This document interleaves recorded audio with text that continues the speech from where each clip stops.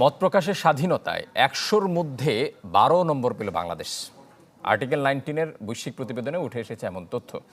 বিশ্বের ১৬১টি দেশের মত প্রকাশের স্বাধীনতায় বাংলাদেশের অবস্থান ১২৮তম, আর ৯৫ স্কোর নিয়ে সেরা অবস্থানে ডেনমার্ক।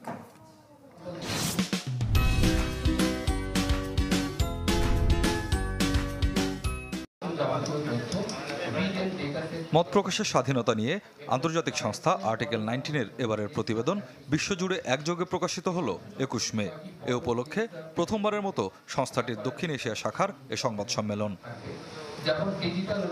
এতে জানানো হয় ২৫টি সূচক ব্যবহার করে ১৬১টি দেশের মত প্রকাশের স্বাধীনতা পরিমাপ করা হয়। ০ থেকে ১০০-র মধ্যে প্রাপ্ত স্কোরের উপর ভিত্তি করে দেশগুলোকে মুক্ত, স্বল্প বাধাগ্রস্ত, বাধাগ্রস্ত, অতি বাধাগ্রস্ত বা সংকটজনক এই ৫ শ্রেণীতে ভাগ করা হয়। প্রতিবেদন অনুযায়ী